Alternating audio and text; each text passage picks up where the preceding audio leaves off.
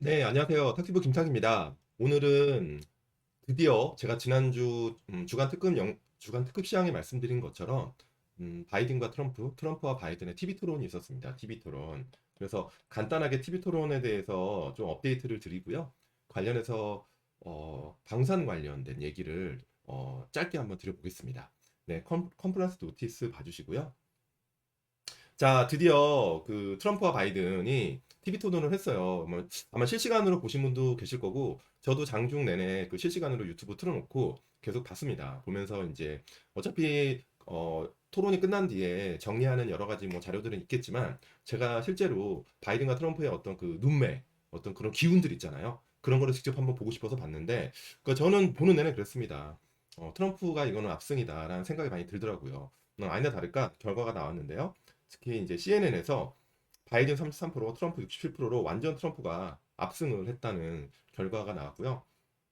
둘 다 늙어 보였지만 바이든이 더 늙어 보여. 좀 안타까운 말입니다. 뭐 나이는 어쩔 수 없잖아요. 저도 나이를 먹고 여러분 나이를 먹는데 이렇게까지 또 직설적으로 역시 미국의 언론들은 참 직설적이에요. 그래서 더 늙어 보인다고 했고 두 후보 모두 막말과 욕설을 공격했다.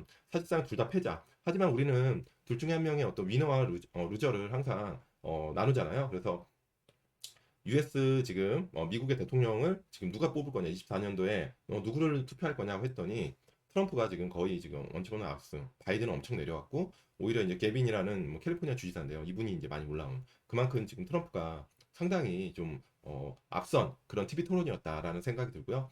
언론 반응을 간단히 한번 정리를 해봤습니다. 자, 월스트리트저널에서는 바이든 서 있는 것조차 힘들어했다. 네, 저도 좀 그렇습니다.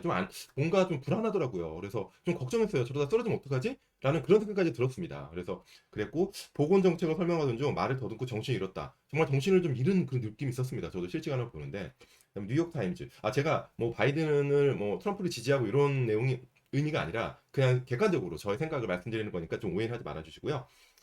뉴욕타임즈는 바이든 시종일관 불안해 보였다. 저도 이 부분은 좀 동의합니다. 그리고 고령 리스크만 부각됐다. 민주당 관계자, 이거 사실 아군 아닙니까? 아군? 아군이 바이든 대통령 퇴진 요구 있을 거 상당히 좀 가슴 아픈 일이죠. 바이든 입장에서는 민주당 내부에서 퇴진 요구까지 있을 거라는 얘기를 했고요. 이게 민주당의 익명의 고위 관계자라고 합니다. 그리고 트럼프는 압도할 만한 에너지를 보여줬다. 사실 트럼프도 사실은 고령이잖아요. 고령에도 불구하고 바이든과 확실히 좀 에너지 레벨 자체가 차이가 많이 났다는 생각이 좀 들었고요. WP에서는 그렇죠. 토론장에서 악수도 하지 않았고 서로 쳐다도 보지 않았다. 정말 사이가 안 좋다는 생각이 많이 들더라고요. 그래서 언론의 반응들은 좀 이런 반응들을 간단히 요약을 해봤고 향후 일정을 좀 정리해봤습니다. 지금 7월부터 8월 이제 다음 달이죠. 다음 달부터 미국 양당의 전당대회가 개최됩니다. 그 대선 레이스가 이제 본격화되는 건데 공화당은 7월 15일에서 18일 위스콘신주 미러키에서 이제 시작이 되고 민주당은 8월 19일에서 20일 조금 늦게 하네요. 그죠? 한 달 정도. 일리노이지 시카고에서 각각 전당대회를 열고 이때 최종적으로 대선 후보를 추대하는 겁니다. 근데 지금 일단 TV 토론 결과가 바이든이 좋지 않아서 민주당 내부에서 지금 퇴진 요구까지 있다고 하니까 좀 지켜는 봐야 될 것 같은데 사실 대통령 후보가 그렇게 쉽게 바뀔 것 같지는 않다는 생각이 들지만 변수가 생긴 건 맞는 것 같습니다. 중요한 건 우리가 투자의 관점에서 어떤 팀으로 그럼 이런 TV 토론과 향후에 미국 대선을 볼 것인지가 중요하잖아요. 그 인사이트에 대해서 간단히 좀 공유를 좀 해볼게요. 지금 보시면은 자 2024년 미국 대선과 의회 선거 결과에 따른 네 가지 시나리오 이 대신증권 리서치 자료인데요. 간단히 요약이 잘 돼 있어서 제가 좀 한번 같이 한번 읽어보겠습니다. 만약에 의회 선거 결과가 교착이면 아무튼 재정 축소 공약 집행에 난항이 생기겠고 외교 통상과 재량권을 가지고 강력한 보호주의를 드라이브 건다는 겁니다. 아무튼 트럼프가 대통령이 되고요. 그리고 만약에 레드 웨이브다. 진짜 공화당의 물결이다 그러면 무역 규제할 거고 IRA가 폐지되고 IRA 폐지는 2차 전지에 굉장히 안 좋은 뉴스겠죠. 그다음에 대중에 대해서 좀 더 강하게 중국을 압박할 거고 동맹국을 조금 경시하는 정책이 나올 거다라는 생각이 듭니다. 그래서 만약에 이렇게 되면은 유리한 분야가 소매 자동차 빅테크, 방위 산업이 상당히 유리한 분야가 될 거고, 그 다음에 불리한 거는 아무래도 2차 전지겠죠. 그죠? 전기차 2차 전지, 신재생. 요게 이제 상당히 불리한다. 이게 그래서 요게 롱리고 숏이 이렇게 되겠죠. 그리고 만약에 바이든이 이런 어떤 TV 토론에 안 좋은 결과를 뒤집고 만약에 승리한다고 하면 결국엔 확정적 재정정책이죠. 그죠? 재정은 돈을 계속 많이 풀겠죠. 그리고 적극적인 대외 및 친환경 정책을 쓰겠다라는 겁니다. 그래서 보면은 유리한 분야가 2차 전지, 전기차, 2차 전지, 신재생, 인프라. 인프라는 사실 둘 다 유리하지만 아무래도 트럼프 쪽이 좀 더 유리하다고 봅니다. 그래서 조금 불리한 섹터는 원전, 그다음에 소위 말하는 화석 연료 관련된 섹터겠죠. 그다음에 금융. 이런 섹터들이 좀 안 좋을 것 같다라는 그런 대진증권의 자료를 한번 같이 한번 공유해봤고요.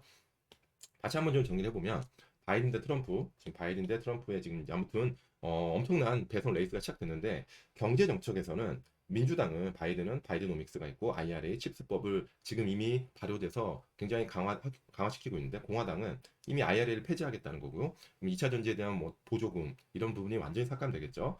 화석 에너지를 생산을 확대하는 정책이고 환경에서는 역시 민주당은 친환경, 신재생 에너지를 강화할 거고 공화당은 저비용, 효율성을 따지는 거죠. 효율성을 따지고 화석연료 그리고 이제 원전도 여기서 들어가겠죠. 원전을 강화시키는 정책을 필 것 같고 세 번째 재정 정책은 민주당은 증세 규제를 강화하는 쪽이겠고 공화당은 감세와 규제 하나. 하지만 저는 공화당이 뭐 된다고 해도 규제를 굉장히 여기서 엄청나게 푼다는 것보다는 아무래도 좀 감세는 좀 하면서 어떤 기업들이 자유롭게 좀 성장할 수 있도록 도와주지 않나. 그래서 여기서 좀 안전한 거는 빅테크, AI 요 분야는 누가 되든 트럼프가 되든 바이든이 되든 계속 요거는 좋아질 수 있는 섹터가 있고요. 여기서 확실히 갈리는 거겠죠. 결국에는 이제 신재생과 2차 전지, 그죠? 그 다음에 이제 화석연료 이런 부분이 이제 좀 차이가 나는 그런 부분이고 만약에 트럼프 당선을 기대한다. 일단 1차 TV 토론 결과는 트럼프 쪽으로 많이 유리하게 지금 된 게 팩트니까요. 그렇게 되면 방산, 빅테크, 자동차, 농업, 인프라, 산업재 요런 섹터들이 아무래도 좀 수혜를 입을 가능성이 높다. 그래서 여러분들이 사실 우리가 미국 대선은 굉장히 중요한 하나의 이벤트입니다. 이벤트이기 때문에 물론 미국이란 나라가 저는 그래요. 뭐 공화당이 되든 민주당이 되든 어떤 그 정당이 돼도 큰 코어는 흔들리지 않을 것 같습니다. 하지만 그래도 트럼프 당선을 기대한다면 이런 섹터들을 조금 한 번 더 관심 있게 봐야 될 것 같고요. 이번 기회에 그래서 간단히 방산을 좀 말씀드리면 오늘 공교롭게도 방산 주가가 다 좋았습니다. 오늘 하나에어로 6%, 그다음에 넥스원 10% 가까이 오르고 로템도 3%, 카이도 3%씩 이렇게 많이 올랐습니다. 그래서 방산 주가들이 그동안 좀 잠시 주춤했거든요. 근데 다시 6월 달에 전체적으로 물론 카이는 좀 빠졌지만 하나에어로 10%, 넥스원은 30%는 올랐습니다. 30%는 오르는 기염을 토했고 1년 6개월 주가를 봐도 하나에어로는 2배, 그다음에 넥스원은 70% 이렇게 뭐 올랐습니다. 로템도 50%. 그래서 방산주가 좋았는데 방산주를 가볍게 터치하면 그럼 방산주가 왜 좋았을까? 결국엔 실적과 수주겠죠. 실적이 과거 10년 동안 마진이 3%대였습니다. 3%대. 그러다가 지금 작년부터 OP 마진이 8%까지 올라갔다는 겁니다. 그래서 굉장히 어닝이 좋아졌다는 거고 결국에는 왜 이렇게 어닝이 좋아졌냐? 결국 이겁니다. 수출 비중이 올라갔기 때문입니다. 과거에 21년만 해도 수출 비중이 8%밖에 안 됐어요. 방산 섹터들이. 근데 작년부터 수출 비중이 27%, 25년, 26년, 내년, 내후년은 36%까지 올라간다. 그래서 왜 근데 수출 비중이 중요하냐? 사실 방산 회사들은 국내에 그 소위 말하는 정부와 우리 정부와 거래를 많이 했잖아요. 내수는. 근데 사실 정부에서 방위청에서 주는 마진은 정해져 있습니다. 로우에서 미드 이 정도입니다. 두 자릿수 이상 마진을 주지 않습니다. 물론 프로덕트에 따라 다르지만 대체로 그래요. 근데 수출은 마진이 다 두 자리, 다 두 자릿수라는 거죠. 두 자릿수 이상 더 되는 것도 있습니다. 뭐 미드틴, 로우틴일 수도 있는데 그 이상 되는 프로덕트도 있습니다. 그래서 수출 비중이 올라가는 게 상당히 방산 회사들한테 유리하다는 거고요. 방산기업 수주를 한번 볼까요? 왜 이렇게 방산이 이렇게 수출이 좋아졌냐? 결국은 수주입니다. 20년에 하나여로가 수주 잔고가 3조에 불과했어요. 근데 지금 올해 YTD로 30조입니다. 완전히 그냥 드라마틱하게 성장한 겁니다. 넥스원이요? 똑같습니다. 7조였거든요. 근데 지금 20조에 육박합니다. 수주 잔고가. 그럼 잔고가 엄청나게 커진 겁니다. 카이도 지금 9조대에서 합치니까 지금 해외 완제기까지 합치니까 거의 13조, 그죠?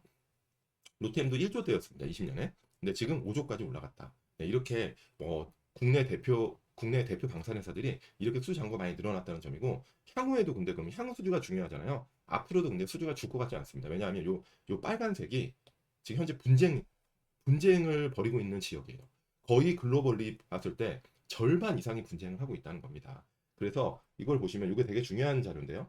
스테이트 베이스가 있고 넌 스테이트가 있고 원 사이드가 있어요. 이게 이제 분쟁에 대한 그 종류별로 나누는 건데 스테이트 베이스가 이제 국가끼리 전쟁을 얘기하는 거고요.